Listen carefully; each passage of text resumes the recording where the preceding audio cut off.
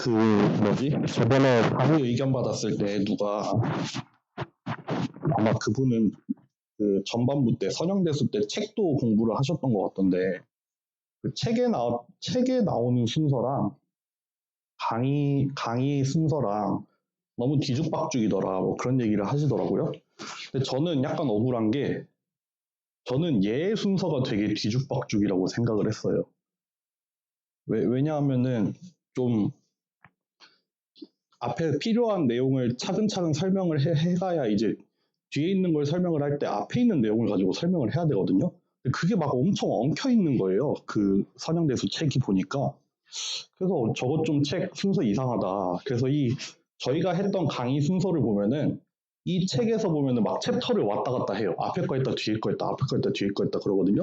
근데 애초에 이 책을 보면은 막 정의가 여러 번 나올 때도 있어요. 뭐 어떤 거에 대해서 이미 앞에서 정의했는데 뒤에서 또 정의하고 막 그러거든요.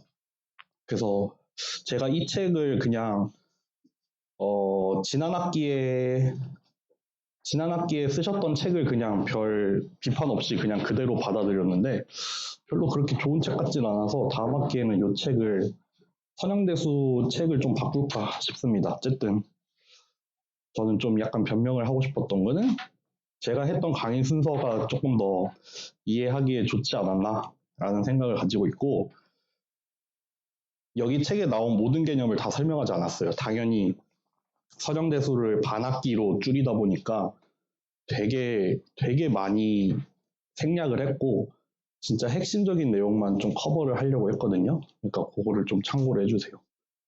그게 한 가지가 있고 두 번째 원래 리니어 리그레션 끝나고 뉴럴 네트워크를 가서 여기서 백프로파게이션을 할까라는 얘기가 나왔었잖아요.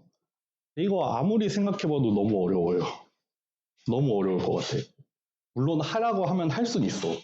근데 제 생각에는 못해도 한 2주는 통째로 이거를 할애를 해야 한 4시간은 해야 그러니까 4번은 해야 이거를 할까 말까 싶거든요. 왜냐하면 기본적으로 뉴럴 네트워크 구조도 설명을 해야 되고 뭐 이거 설명하려면 뭐 액티베이션 펑션도 들어가야 되죠. 뭐 크로스 엔트로피도 들어가야 되고 뭐 이거 저거 한 다음에 그 다음에 백프로파게이션을 설명을 해야 되는데 너무 일이 커지는 것 같아요.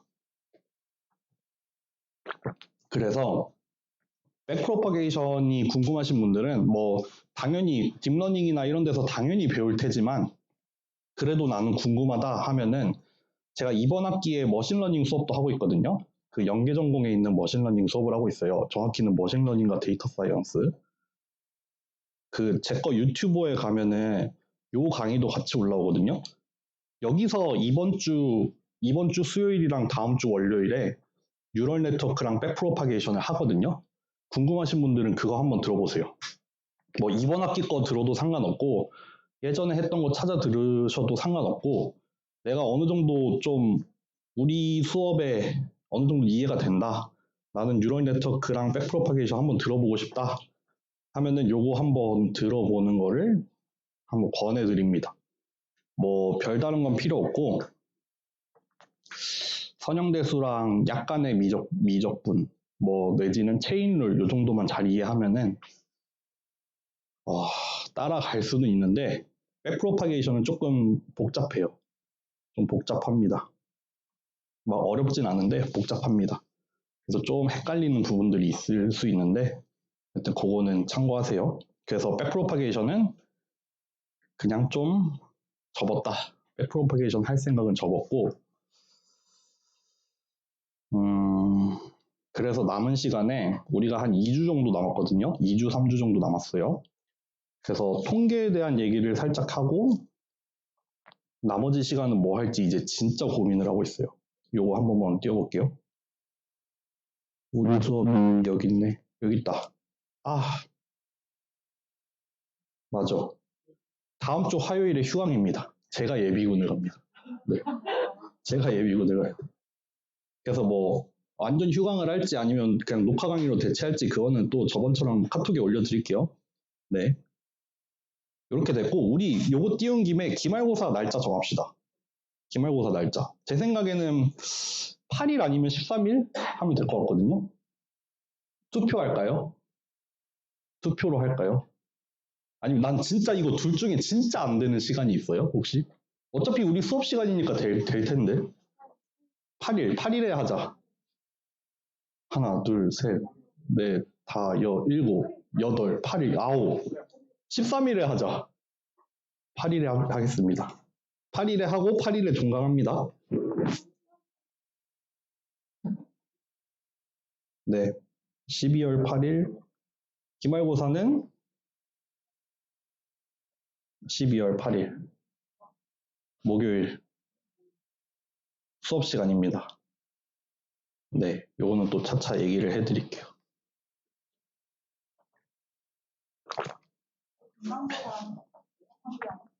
환경이요? 네, 똑같이 할 거예요. 똑같이 치팅 페이퍼 있고 시험 범위는 그냥 그 중간고사 이후 다 전부 다. 그리고 오늘 아마 과제가 하나 올라갈 겁니다. 네, 한번 이제 그레디언트 디센트 다 끝났으니까 한번 풀어봐야죠. 근데 문제 그렇게 많지는 않고 지금 다 내놨는데 그냥 세 문제? 크게 세 문제 있어요. 그냥 함수 3개 딱딱딱 주고 요거 뭐 그레디언트랑 컨투어 같은 거 그려봐라. 뭐 그런 거 있고 리니어 리그레션 간단하게 해보는 거 그거 한 문제 있습니다. 네, 책에서 찝어서 내지 않고 그냥 제가 직접 냈습니다. 네, 그렇고요. 여러 가지 할 얘기가 많네. 어쨌든 그럼 오늘 수업을 시작을 해보겠습니다. 오늘 강의 자료 심지어 한 페이지밖에 없죠. 2페이지네. 그 말인즉슨 판서로 다 끝낼 거다. 판서로 다 끝낼 겁니다. 그 머신러닝을 약간 맛을 봤잖아요. 머신러닝이라는 거 맛을 봤다는 게 결국에는 어떤 모델이 주어져 있고 우리가 이 모델을 이제 조절을 할 수 있잖아요. 어떤 파라미터를 하나 가지고 있어서 그 모델을 우리가 튜닝을 할 수 있죠. 이 모델을 막 이렇게 조절을 할 수 있어요. 그래서 여기서 우리가 입력을 넣고 예측이 나올 텐데 우리가 이 입력에 대해서 뭐 지도학습이라는 가정하에 원래 나왔어야 될 출력이 있어요. 원래 나왔어야 될 출력을 이렇게 세트로 가지고 있죠. 그래서 요거랑 요거를 잘 비교를 해가지고 그거를 얘네 둘 사이에 오차를 줄일 수 있는 방향으로 얘를 바꿔나가는 뭐 그런 세팅이었잖아요. 결국에 뭐냐면은 결국에는 뭐 주어진 데이터가 있어요. 뭐 입력이랑 이렇게 써볼게요. 입력이랑 출력이랑 또 입력이랑 출력이랑 이렇게 여러 개의 데이터가 이렇게 주어져 있을 때 얘네들을 가지고 일반적으로는 그 얘네들 사이의 어떤 관계를 잘 설명을 하는 모델이나 그 모델의 파라미터를 찾아내려는 일이거든요. 머신러닝은. 그러니까 주어진 데이터를 가지고 주어진 데이터가 있을 때 얘를 잘 떠먹여서 얘네 둘 사이에 숨어 있는 뭐 예를 들어서 입력과 출력 사이에 숨어 있는 어떤 관계를 찾을 건데 그 둘 사이의 관계를 잘 설명을 해주는 어떤 파라미터를 찾아라. 그게 사실 학습이에요. 우리가 모델을 학습한다는 건 사실 그거예요. 그래서 결국에는 뭐 어떤 함수를 하나 정의를 잘 해서 그거를 뭐 최소로 만들던가 최대로 만들던가 하는 그런 파라미터를 찾는 거고 그래서 뭐 지난 시간에는 SSE라는 어떤 함수를 정의를 해서 그거를 미니마이즈 하도록 미니마이즈 하는 방법을 봤었고 그걸 미니마이즈 하는 방법으로 뭐 그레디언트 디센트를 써도 되고 리스트 스퀘어를 써도 된다. 뭐 그런 얘기를 했습니다. 그런 얘기를 했는데 오늘 하게 되는 얘기는 요거 지울게요. 오늘 하게 되는 얘기도 얼추 비슷한 맥락이에요. 비슷한 맥락인데 조금 방법을 달리 합니다. 우리가 뭐라고 써볼까? 오늘 하게 되는 내용은 통계적인 추론에 대한 거예요. 통계적인 추론. 통계적인 추론이라고 해도 뭐 그냥 별거 없어요. 이렇게 어떤 데이터가 주어질 겁니다. 그거를 가지고 적절한 파라미터를 찾아내는 거예요. 적절한 파라미터를 찾는 방법인데 다만 여기에 뭐가 개입을 하냐면은 이제 확률이나 통계가 여기에 좀 개입을 한다. 좀 확률적인 방법으로 파라미터를 찾는 방법. 그래서 여기 주어져 있는 이 데이터들을 잘 설명을 해내는 어떤 파라미터를 하나 찾는 방법이에요. 그런 걸 우리가 통계적인 추론이라고 부릅니다. 왜 통계적인 추론이라고 부르냐면은 얘는 이제 뭐냐면은 이 데이터들을 랜덤 샘플로 볼 거예요. 랜덤 샘플이라고 봅니다. 예를 들면 이런 거죠.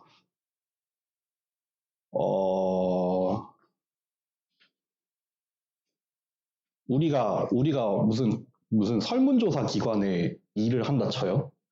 그래서 선거 기간이 됐어. 선거 기간이 돼서 이제 대통령을 뽑아야 되는데 우리나라의 특성을 반영을 해서 이제 양강 체제예요. 두 명의 후보가 있어. 뭐 굳이 이 색깔을 선택하는 건 아니지만 빨간색의 후보랑 파란색의 후보가 있다고 합시다. 그러면은 유권자들이 있을 거 아니에요.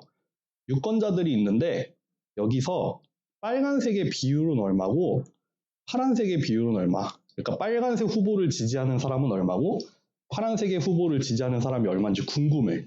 근데 뭐 유권자가 뭐 몇 명인지 잘 모르겠다. 2천만 명 있다 합시다. 그래서 우리는 이 비율을 알고 싶어. 이 빨간색 대 파란색의 비율을 알고 싶어요. 그거를 알기 위해서 우리가 뭘 해보냐면은 설문조사를 하죠. 뽑아보죠. 뽑아가지고 이게 뽑다 보면은 랜덤으로 나오잖아요.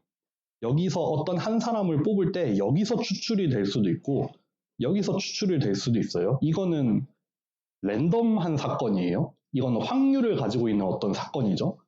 그러니까 우리는 그렇게 확률적으로 샘플을 뽑아볼 수 있어요. 돈을 들여서 설문조사를 하면은 여기서 랜덤으로 샘플을 뽑을 수 있어요. 샘플을 뽑을 수 있고 그게 어떤 비율로 나타날 거예요. 그렇죠. 예를 들어서 실제로 여기가 뭐 실제 비율이 여기가 뭐 3대 7이라고 합시다. 3대 7이라고 해요. 그러면은 우리가 이 2천만 명의 유권자가 있는데 전수조사하면 사실 제일 좋겠죠. 전수조사하면 할 수만 있으면 전수조사하는 게 제일 좋을 텐데 그거는 아무래도 어려우니까 우리가 제한적인 어떤 샘플을 뽑을 거예요. 이게 뭐 10명이 될 수도 있고 100명이 될 수도 있고 1000명이 될 수도 있고 10,000명이 될 수도 있고 이렇게 하겠죠. 그러면은 10명을 뽑을 때 이게 뭐 3대 7의 비율로 나타날 수도 있죠. 그게 아니라 뭐 4대 6이 될 수도 있어. 5대 5가 될 수도 있어. 뭐 이게 막 9대 1로 나타날 수도 있어. 운이 안 좋으면 이렇게 뽑힐 수도 있죠. 우리가 2천만 명 중에서 10명을 딱 뽑지만 어떻게 하다 보니 여기서 9명이 나올 수도 있긴 해요. 그렇죠? 근데 이게 우리가 뽑아내는 이 샘플의 수를 점점 늘려가면은 이제 그럴 확률이 점점 떨어지죠. 그럴 확률이 점점 떨어져서 아마도 얘가 점점 3대 7, 우리가 알고 싶은 그 실제 비율에 점점 약간 근사를 해 가겠죠. 그런 내용. 요게 사실 통계적인 추론이에요. 우리가 여기 어떤 뭐랄까 전체 집단으로부터 우리가 샘플을 수집을 해보죠. 샘플을 수집을 해봐서 우리가 알고 싶은 어떤 값이 있어. 우리가 알고 싶은 어떤 값이 있어서 그거를 우리가 뽑아낸 이 샘플로부터 거꾸로 추정을 해보는 거예요. 근데 그 추정을 그냥 때려 맞추는 게 아니라 이제 나름의 합리적인 근거를 가지고 수학적으로 유도를 해서 이제 추론을 해 나갈 겁니다. 그거를 우리가 통계적인 추론이라고 불러요. 통계적인 추론. 결국 요 샘플 하나하나가 뽑히는 게 샘플이 뽑히는 일이 랜덤한 일이에요. 어떤 확률의 영향을 받는 그런 일이고 그거를 가지고 우리는 파라미터를 찾는 일을 할 겁니다. 네, 이렇게 좀 큰 그림을 그려놓고 한번 시작을 해볼게요.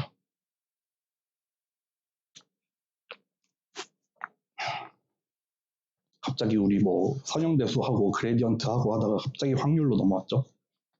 확률도 역시 뭐 그냥 뭐 확률 구하는 거 정도는 할 수 있다고 생각을 하고 조금 어려운 내용으로 넘어왔어요, 사실. 네, 그래서 오늘 하게 되는 내용은 statistical inference, 통계적인 추론 방법 중에서 maximum likelihood estimate이라는 걸 볼 거예요. 우리나라 말로는 최대 우도 추정이라고 불러요.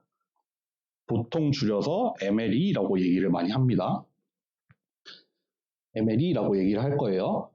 근데 MLE는 사실 뭐냐면은 여러분들이 이미 직관적으로 알고 있는 그 일이에요. 그 일에 대해서 설명을 해볼 거예요. 여기서 이미 얘기했어요. 여기서 이미 얘기했어. 10명을 뽑았을 때 3대 7이 나올 수도 있지만 9대 1이 나올 수도 있고 10대 0이 나올 수도 있다. 근데 이렇게 될 확률은 아무래도 좀 낮겠죠. 근데 그게 10명일 때보다 10,000명일 때 이게 3대 7이 나올 수도 있고 물론 10,000명일 때도 이게 9대 1이 나올 수도 있죠. 아주 운이 되게 묘하게 작용해서 10,000명 중에 9,000명이 여기서 뽑힐 수도 있긴 해요. 근데 그러할 확률은 되게 드물죠. 그러니까 이 샘플이 커지면 커질수록 어느 정도 신뢰도가 생기는 거고요. 그 얘기를 할 겁니다. 해볼게요. 딱 오늘 요런 얘기를 할 겁니다. 뭐 할 거냐면은 likelihood라는 게 뭔지 볼 거예요. likelihood란 무엇인지, likelihood 내지는 likelihood probability가 뭐냐. 그래서 그거를 maximize 한다는 게 무슨 말이냐. 딱 요 흐름으로 갈 건데 뭐 가지고 설명을 할 거냐면은 동전 던지기 가지고 설명할 거예요. 동전 던지기 딱 요거 하나만 가지고 maximum likelihood estimate를 한번 설명을 해볼게요. 가보겠습니다. 우리가 동전을 이렇게 앞면, 뒷면, 헤드, 테일이라고 쓰죠. 요게 앞면이고 요게 뒷면이에요. 우리가 어떤 동전을 하나 가지고 있어서 뭐 요거를 확률 변수 x라고 합시다. 걔의 확률이 0.5 대 0.5라고 해요. 요거는 동전을 딱 던지는데 이 동전은 딱 5 대 5야. 던졌을 때 앞면이 나올 확률이나 뒷면이 나올 확률이 똑같아요. 똑같다 쳐. 그러면은 우리는 앞에 이 동전이 놓여 있어. 이 동전을 가지고 던져보죠. 던져봐서 예를 들어서 맨 처음에 헤드가 하나 튀어나왔어요. 이렇게 헤드가 하나 튀어나올 확률이 어떻게 되죠? 요거 얼마죠? 0.5겠죠? 헤드 딱 던졌는데 헤드가 한번 튀어나올 확률은 0.5가 되겠죠? 요거 혹시 어렵나요? 요거 어렵지 않죠? 괜찮죠? 헤드가 한 번 나오고 2번 던졌어요. 헤드 2번 던졌는데 앞면 나올 확률이 어떻게 되죠? 두 개가 독립이라는 전제하에 이렇게 되겠죠? 4분의 1이죠? 이게 뭐 헤드 테일이 나올 확률도 똑같고 이게 테일 헤드 뭐 테일 나올 확률 다 똑같죠 사실. 지금은 헤드랑 테일이랑 구분 없이 그냥 다 똑같은 확률을 가지고 있으니까요. 요거까지 어렵지 않죠? 이번에 바꿔볼게요. 이 동전이 요게 아닙니다. 이번에는 9대 1이라고 쳐요. 이 동전은 되게 묘하게 생겼어.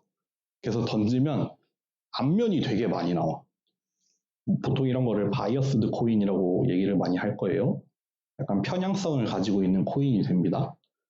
던지면은 앞면이 나올 확률이 되게 높아. 그러면은 던졌다.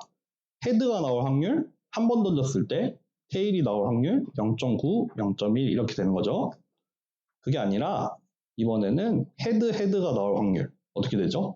0.9의 제곱이 되죠. 뭐 헤드가 나올 확률, 요런 확률이 좀 아무래도 높겠죠. 이렇게 될 거예요. 그게 아니라 테일만 나올 확률은 이렇게 되겠죠. 요거 실제로 계산해 보면은 요거랑 실제로 계산해 보면은 얘가 훨씬 크죠. 당연히 그렇겠죠. 요렇게 편향성을 가지고 있는 코인은 3번을 던졌을 때 헤드만 나올 확률이 테일만 나올 확률보다 훨씬 높을 거예요. 네, 여기까지 괜찮죠? 그럼 이제 본론으로 들어갑시다. 우리에게 2개의 동전이 주어집니다. 2개의 동전이 주어져요. 이렇게 쓸게요. 표를 어떻게 그릴까? 이렇게 그릴게요. 1번 동전을 세타1이라고 부를게요. 얘는 5대 5야. 2번 동전 이렇게 부를게요. 1번 동전은 앞뒷면이 나올 확률이 똑같아. 2번 동전은 던지면 웬만하면 앞면이 나와. 그 확률이 한 90%래요. 이렇게 있어요. 그리고 우리에게 동전이 하나 주어졌어. 근데 얘는 무슨 동전인지 우리가 몰라요. 근데 이걸 맞추고 싶어. 그럼 뭘 해봐야 되죠? 던져봐야 되죠. 던져보고 이게 앞면이 나오나 뒷면이 나오나 잘 살펴본 다음에 여러분들은 이제 고를 수가 있어요. 고를 수 있다 쳐. 한 번 던졌어요. 헤드가 나왔어. 여러분은 1번 동전으로 할래요? 2번 동전 할래요? 만약에 돈을 걸어야 돼. 어디다 걸 거예요? 2번에다 걸 사람. 1번에다 걸 사람. 왜 그렇죠? 왜? 그쵸, 확률이 높죠. 오늘 설명할 거 다 했어요, 그러면. 확률이 높아요. 무슨 확률이 높냐면 우리는 이미 머릿속에서 생각을 하고 있어요. 관측이 하나 주어졌어요. 관측 내지는 샘플이라고 합시다. 랜덤으로 한번 샘플을 뽑아봤어요. 헤드가 하나 나왔네? 우리는 머릿속으로 이걸 생각하고 있어요. 만약에 이 동전이 세타1이었다면 이 동전이 세타1이었을 때 지금 우리에게 주어진 이 관측이 나올 확률 또는 만약에 이 동전이 세타2였다면 이 동전을 관측했을 확률을 머릿속에 생각하셨죠. 두 가지 경우의 수를 생각했잖아요, 지금. 헤드가 한 번 나왔다면서. 그러면 이게 1번 동전에서 나올 확률이 있고 2번 동전에서 나올 확률이 있는데 2번 동전에서 나올 확률이 더 높잖아요. 그쵸? 다르게 표현을 해볼게요. 이 동전이 2번 동전이었을 때 이러한 관측이 나올 확률이 높아요. 그래서 여러분은 2번이라고 찍었을 거예요. 그쵸? 요게 지금 한 번 던졌으니까 지금 요 각각의 확률. 그러니까 1번 동전일 때 얘가 관측될 확률, 2번 동전일 때 얘가 관측될 확률이 한 5대 9예요. 한 2배 정도 차이 나네. 근데 한 번 더 던졌어요. 한 번 더 던져. 헤드가 하나 더 나왔어. 내 결정을 바꿀 사람. 세타 1으로 바꿀 사람 없죠. 오히려 더 고르면 골랐지. 넘어갈 리는 없어요. 왜 그래요? 여기도 마찬가지죠.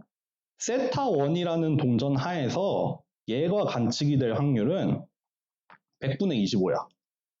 근데 세타2라는 동전 하에서 얘가 관측이 될 확률은 100분의 81이에요. 아까는 한 2배 차이 났죠. 아까 한 2배 차이 났는데 지금은 한 3배 정도 차이가 나네. 그쵸? 하나 더 던졌어. 헤드가 또 나왔어. 헤드가 또 나와. 헤드가 한 번 또 나왔어. 이쯤 되면은 이제 격차는 더 벌어지겠죠.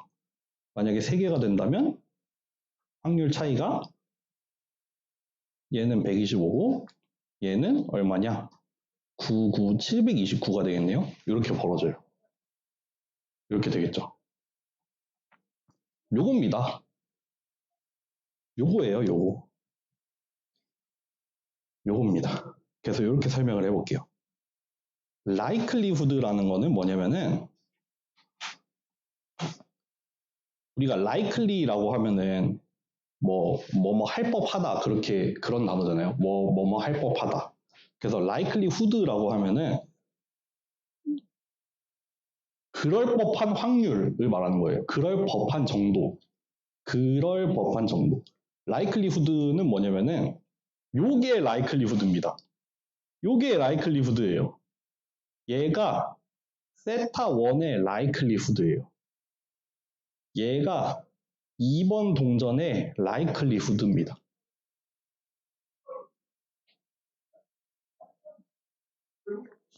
이거는 결국 뭐냐면은 정의 자체는 이렇게 돼요. 우리에게 주어진 관측, 우리에게 주어진 샘플, 요게 이 튀어나올 확률이에요.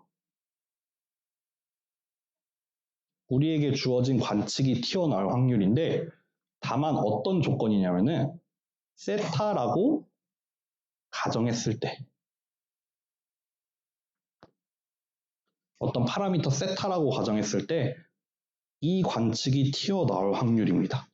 그거를 우리가 파라미터 세타에 대한 likelihood라고 불러요.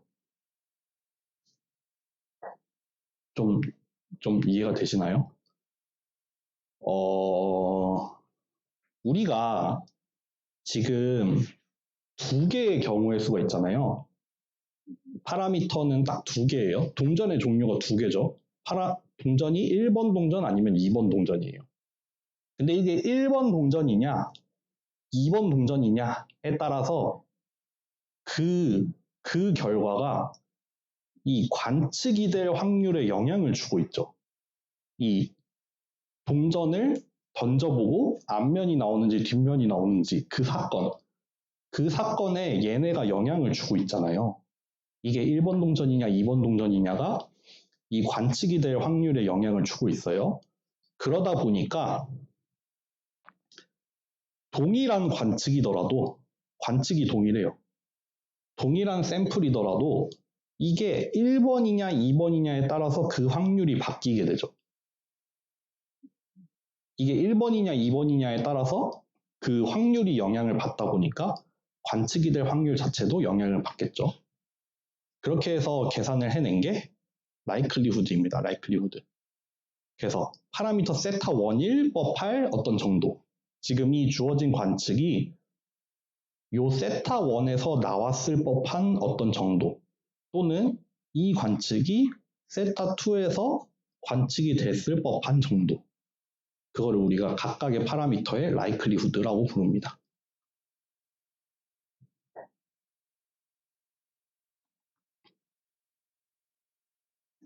조금 바꿔볼까요? 만약에 이번에는 좀 경우를 바꿔서 이번에는 관측이 여러분들 뭐 TTH가 나왔다고 합시다. 그러면 우리는 세타 1의 likelihood도 구할 수 있고 세타 2의 likelihood도 구할 수 있죠. 이거 구해 보실래요? 구하면 얼마 나올까요?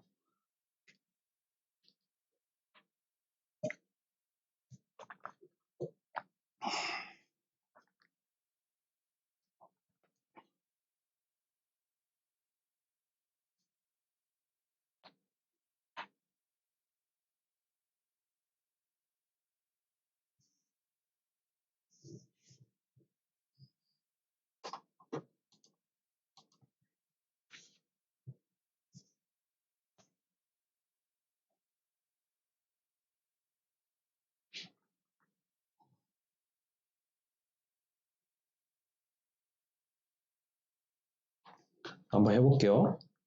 세타 1일 때는 뭐 완전 다 풀어서 쓰자면은 이거는 확률은 확률인데 첫 번째가 T, 두 번째가 T, 세 번째가 H일 확률이에요. 이거는 서로 독립이니까 뭐 이렇게 되겠죠. 결국에는 뭐 10분의 5, 10분의 5, 10분의 5 다 곱하는 거겠죠. 그러니까 요거는 계산을 하면은 1000분의 125일 거예요. 마찬가지로 likelihood, 세타 2의 likelihood를 구하자면은 얘는 1000분의 9가 되겠죠. 요거 0.1 곱하기 0.1 곱하기 0.9 이렇게 나올 거니까 1000분의 9 나올 거예요.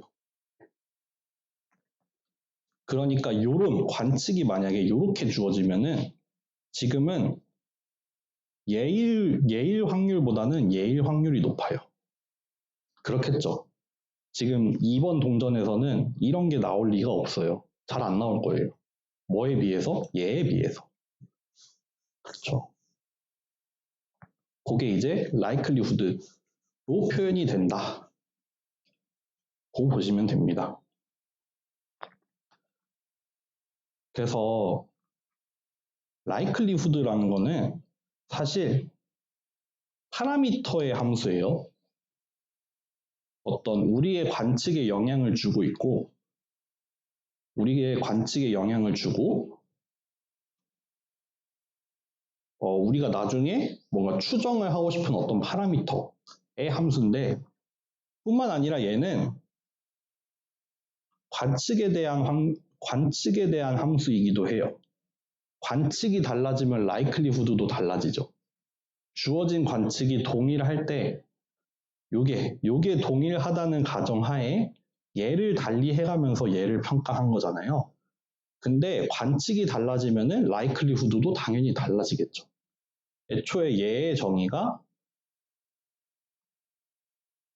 이 관측들이 일어날 확률이니까, 내지는 독립이라는 거를 살리면은 각각의 사건이 일어날 확률들의 곱이니까 관측이 달라져도 확률이 달라집니다. 그렇지만 우리의 주인공은 얘입니다. 얘가 주인공이에요. 우리는 likelihood라는 거를 관측을 달리 해가면서 평가하진 않을 거예요. 관측은 딱 주어졌어요. 우리한테 관측은 주어져. 관측은 주어지고 그 동일한 관측하에서 파라미터를 달리 해가면서 이 확률을 계산을 해보는 거죠. 네, 그렇게 해서 정의가 되는 게 likelihood다라고 보시면 됩니다. 어렵게 얘기를 했지만 사실 그거예요. 아까 그냥 맨 처음에 얘기했듯이 이렇게 동전이 두 개가 주어져 있고 얘를 던졌을 때 세타 1에 걸래, 세타 2에 걸래, 이 동전이 1번인지 2번인지 어느 쪽에 걸래라고 생각을 했을 때 여러분들이 머릿속으로 계산을 했잖아요.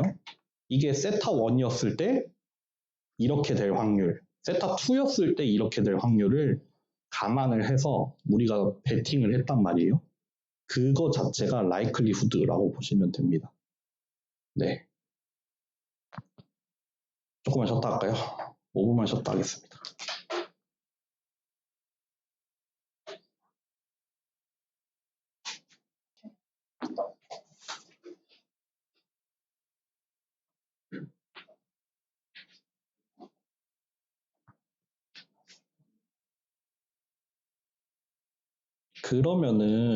그러면은 maximum likelihood estimate이라는 게 뭐냐면은 결국에는 요겁니다. 요거. 우리가 likelihood라는 걸 계산을 하잖아요. 파라미터를 달리 해가면서 likelihood를 계산을 해요. 그 말인 즉슨 주어진 관측이 있을 때 파라미터가 달라지면서 이 관측이 튀어나올 확률이 달라져요. 근데 그 중에 이 likelihood가 제일 커지는 애를 우리가 maximum likelihood estimate이라고 할 거다 라고 추정을 하는 게 MLE입니다. 어렵게 얘기했지만 결국에 뭐다? 이렇게 주어져 있다. 이렇게 주어져 있고 샘플이 이렇게 튀어나왔을 때 likelihood가 이렇게 계산이 됐잖아요. 그러면 우리의 maximum likelihood estimate은 세타 1입니다. 1번 동전이었을 때 likelihood가 더 높았잖아요. 2번 동전일 때보다. 그러니까 우리는 굳이 하나를 고르자면 likelihood가 최대가 될 때, 그러니까 이러한 관측이 튀어나올 확률이 제일 높을 때라고 고르는 게 제일 좋겠죠. 그게 maximum likelihood estimate이 됩니다. 그리고 MLE를 구할 때 이렇게 likelihood를 직접 maximize를 하기도 하지만 보통은 그거에다가 로그를 취해서 최대값을 구하는 경우가 많아요.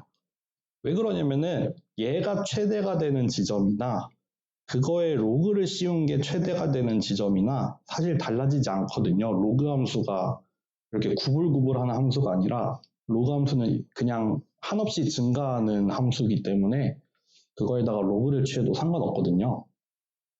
그래서 보통 우리는 얘를 로그 라이클리후드라고 얘기를 많이 하고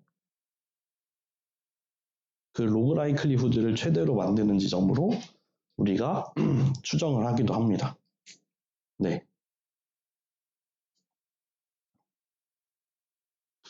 그러면은 한 가지 더 예를 들어보면서 요거를 설명을 하고 오늘 한번 적당히 맞춰볼게요. 이번에는 조금 문제를 달리 해보겠습니다.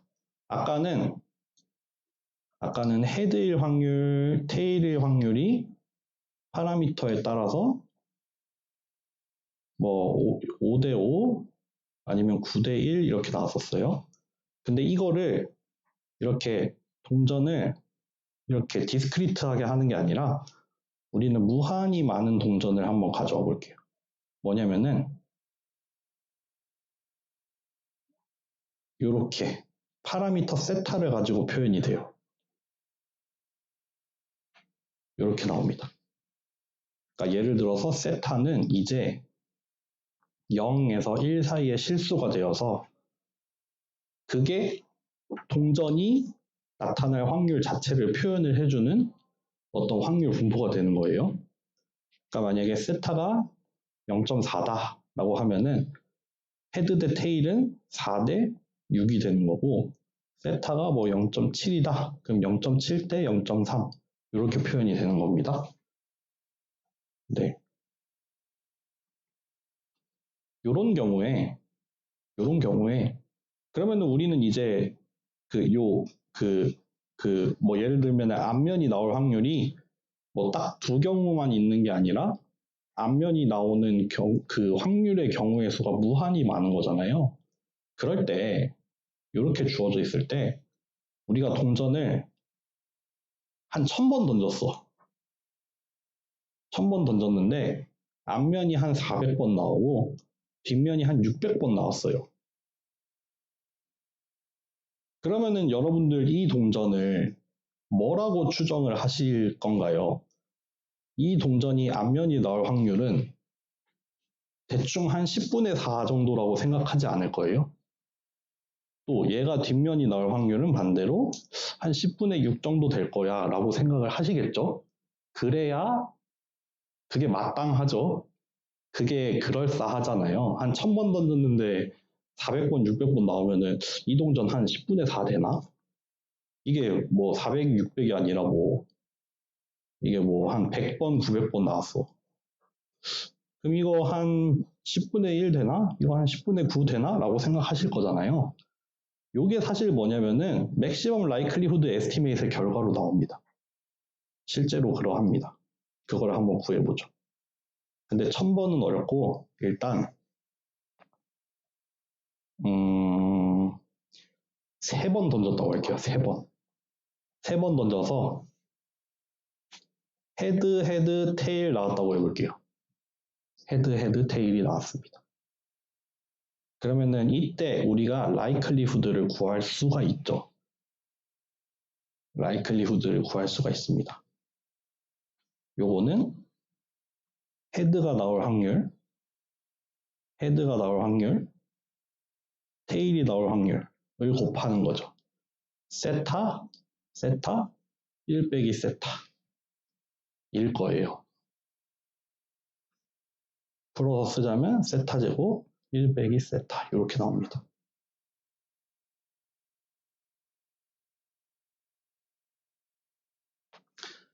그러니까 만약에 이 동전이 1대1인 동전이라면은 얘는 뭐 2분의 1의 제곱 곱하기 2분의 1이 나올 거고 이게 뭐 1대2인 동전, 3분의 1인 동전이다. 앞면이 나올 확률이 3분의 1이다 라고 하면은 이렇게 나올 거고 그게 아니라 뭐 한 10분의 9다 라고 하면은 얘의 라이클리후드는 10분의 9, 10분의 1 이렇게 나오겠죠. 이제 라이클리후드 자체가 파라미터 세타에 대한 함수로 나와요. 아까 같은 경우에는 뭐였냐면은 요 경우는 뭐냐면은 만약에 이렇게 가로축에다가 세타를 두면은 딱 두 개의 경우의 수만 존재했고 그때 확률이 뭐 125랑 9네. 한 이만큼 요만큼 되는 거예요. 1000분의 125, 1000분의 9 이렇게 딱 두 개 1번 동전, 2번 동전만 있었고 여기 세로축에다가 라이클리후드를 그리면은 딱 요거였어요. 그래서 골라봐 라고 하면은 얘가 맥시멈 라이클리후드 에스티메이트이 됐었죠. 둘 중에 큰 거 하나예요. 근데 지금은 이 라이클리후드라는 게 이제 연속적이 됐어요. 연속이 됐습니다. 연속이 돼서 이거 실제로 어떻게 나타나냐면은 제 기억이 잘 안 나는데 아마도 이 세타가 0에서 1 사이로 이렇게 바뀌잖아요. 그 헤드 테일이잖아. 요런 모양으로 나타나요. 요런 모양으로 나타나요. 뭐 그려보면 됩니다. 이렇게 나옵니다.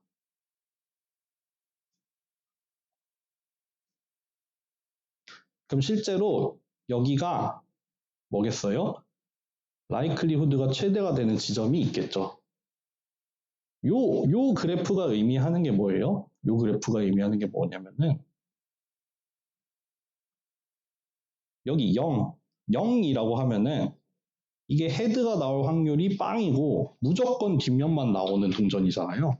그러니까 헤드 테일이라는 확률, 그 관측이 나올 확률이 0이죠. 헤드가 나왔으니까요. 그러니까 이렇게 생길 거고 여기 여기 한 5분의 1이라고 하면은 이제 요 확률이 뭐 5분의 1, 5분의 4일 때 헤드 테일이 나올 확률이 요만큼이다. 그렇게 되는 거죠. 그렇게 점점 확률이 증가하면서 라이클리후드가 증가를 했다가 어떤 시점을 지나면은 그게 이제 꺾여서 다시 여기를 향해 내려갈 거예요. 왜냐하면은 요것도 헤드랑 테일이 나올 확률이 1, 0이니까 헤드 테일이 나올 확률이 0일 거예요. 테일이 한번 나왔으니까요. 그래서 이런 그래프가 나오거든요. 실제로 이거 그냥 다항함수잖아요. 그냥 3차 함수잖아요. 그러니까 3차 함수 실제로 그려봐도 이렇게 나와요. 네. 그러면 우리는 실제로 맥시멈 라이클리후드 에스티메이트에서 한번 구해봅시다. 한번 구해보면은 얘는 뭐다? 얘를 최대로 만드는 파라미터 세타다. 근데 그냥 그렇게 구해도 되고 얘에다가 로그를 취해서 구해도 된다. 그래도 상관없다. 그래서 저는 로그 라이클리후드로 한번 구해보겠습니다. 그러면은 얘를 파라미터에 대해서 한번 미분을 해볼게요. 그래서 얘가 0이 되는 지점을 찾아볼게. 그러면은 그 값들을 구할 수 있잖아요. 그러면은 로그 라이클리후드를 쭉 풀어서 쓰면은 일단 2 로그 세타에다가 로그 1 마이너스 세타 이렇게 풀어서 쓸 수 있잖아요. 얘에다가 로그 취하면은 이렇게 되잖아요.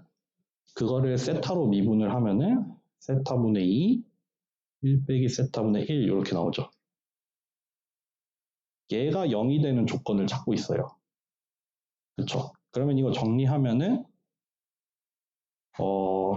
잠깐만요. 계산 좀 해볼게요.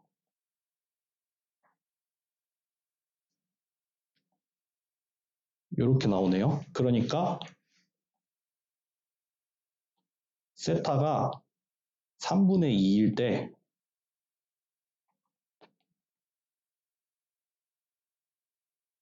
얘가 0이 되죠. 그러니까 얘의 기울기가 0이 되는 지점이라서 여기가 그 값이 되거든요. 그러니까 요게 사실 요 위치가 뭐 자세히 조사해봐야 되지만 맥시멈 라이클리후드 에스티메이트이 됩니다. 여기가 3분의 2가 나온다는 말이에요. 왜 그래요? 헤드 테일 나왔죠? 이거 앞면이 나올 확률 3분의 2로 맞추는 게 제일 그럴싸하잖아요. 여러분들이 돈을 걸어야 돼. 이 동전을 보고 앞면이 나올 확률을 맞춰야 돼. 라고 하면 3분의 2로 찍을 확률이 제일 높잖아요. 그게 실제로 그러하다는 거죠. 그게 실제로 라이클리후드가 최대가 되는 지점이다. 라이클리후드가 최대가 되는 지점이어서 우리가 이러한 동전을 가지고 라이클리후드가 최대가 되는 지점으로 요 관측에 대해서 추정을 해보자면은 그때 이 파라미터는 3분의 2가 제일 마땅하다. 3분의 2일 때 얘가 나올 확률이 제일 크다. 입니다. 네. 오늘 좀 어렵나요? 오늘 어려워요? 약간 느낌이 되게 싸한데. 너무 갑자기 확 어려운 걸로 들어왔나? 이걸 확인하는 이유는 그거 띄워놨나? 맥시멈 라이클리후드 에스티메이트 했잖아요. 그 다음에 맥시멈 포스테리어리 에스티메이트라는 걸 할 거예요. 이게 더 어렵거든요. MLE는 요거에 비하면 조금 쉽거든요. MLE에서 조금 더 발전을 시킬 거예요. 다음 시간에. 아니, 이게 스태티스티컬 인퍼런스 할 생각 없었는데 이 우리 수업 지난 학기, 지지난 학기 강의계획서를 보니까 이게 들어가 있더라고요. 생각해보니까 이것도 되게 할 만한 주제인 것 같아서 그래서 들고 왔거든요. 네. 오늘 이 MLE는 이해를 잘 하셔야 됩니다. 왜냐하면은 다음 시간에 더 큰 걸로 넘어갈 거예요. 지금 끝내려는 느낌이 아닌데 하나 더 할 건데 간단하게. 네. 그러니까 오늘 맥시멈 라이클리후드 에스티메이트 잘 기억을 해놓으세요. 개념을 잘 잡아놓으세요. 마지막 하나 그냥 빨리 할게요. 빨리 하겠습니다. 그러면은 이거 딱 요거 한번 해보세요. 똑같아요. 세타 1 세타예요. 동전을 n번 던져요. 근데 앞면이 n1, 뒷면이 n2 나와요. 그러니까 n1 더하기 n2는 요거겠죠?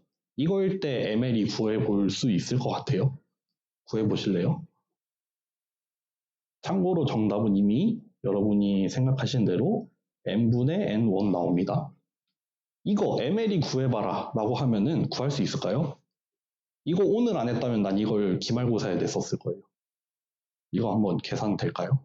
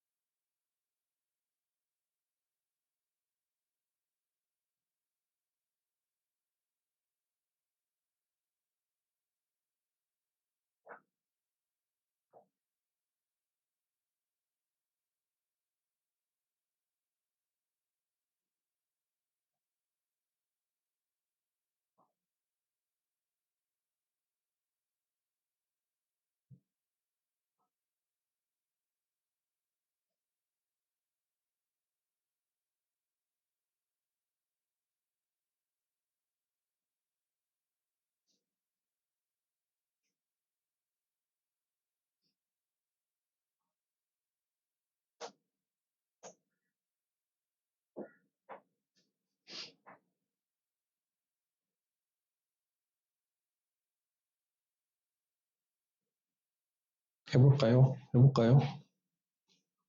방금 했던 거 그냥 한 번 더 그대로 하면 되죠. likelihood는 사실 이렇게 나오겠죠. log likelihood는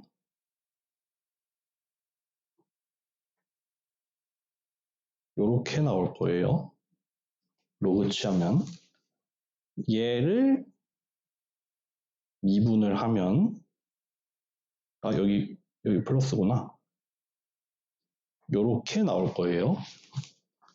얘가 0이 되는 조건을 찾아볼 거예요. 그럼 n1, n2 세타니까 n1은 n1 플러스 n2 세타니까 결국에는 세타는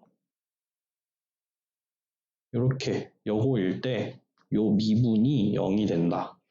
그러니까 얘가 사실은 따져보면 맥시멈 라이클리후드 에스티메이트이 나옵니다. 간단하죠? 네, 간단합니다.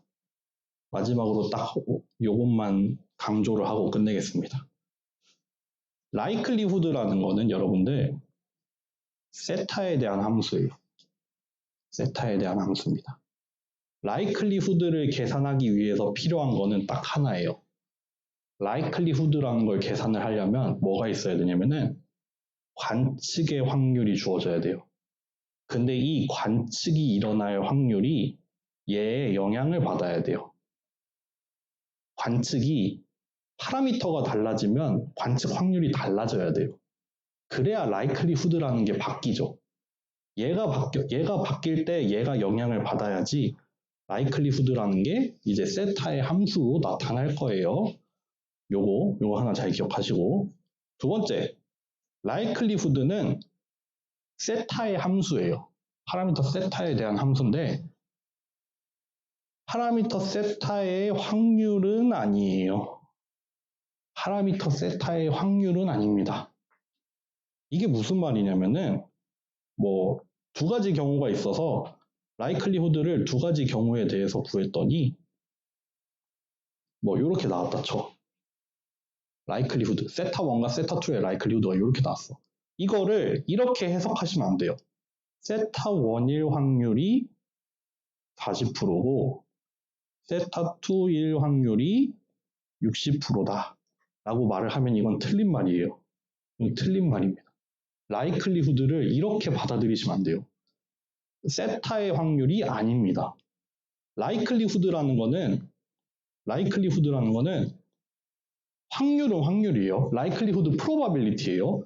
근데 그 확률이라는 게 뭐의 확률이냐면은 여러분들 항상 확률이라는 건 그 확률을 계산을 하려는 대상이 되는 확률 변수가 있어야 돼요. 얘는 뭐의 확률이냐면은 관측의 확률이에요. 어떤 주어진 관측이 실제로 관측이 될 확률, 얘가 튀어나올 확률이에요. 그러니까 요 10분의 4라는 거는 만약에 파라미터가 얘였다면 이 관측이 튀어나올 확률이 한 40%다인 거죠. 마찬가지로 동일한 관측이 만약에 파라미터가 세타2였다면 60%로 튀어나온다라는 말이에요. 이게 다음 시간에 진짜 중요한 얘기가 됩니다, 여러분들.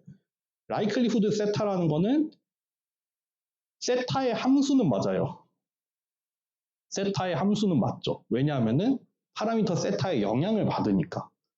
근데 영향을 받는다고 했지 그거의 확률은 아니에요. 파라미터 세타의 확률은 아닙니다. 그 확률 자체는 관측에 대한 확률입니다. 관측에 대한 확률. 그러니까 필요한 건 딱 한 가지. 요거 한 가지. 관측이 파라미터에 영향을 받아야 돼요. 그리고 그 확률 분포를 우리가 알아야 돼요. 그래야 라이클리후드 계산할 수 있어요. 요것만 알면 되는데 그거 말고 다른 거는 아무것도 필요하지 않아요. 요 1번, 2번을 잘 기억을 해오세요. 다음 시간에 여기서부터 출발할 거예요. 여기가 출발입니다, 여러분들. 네, 어쨌든 그러면은 오늘 여기까지 하겠습니다.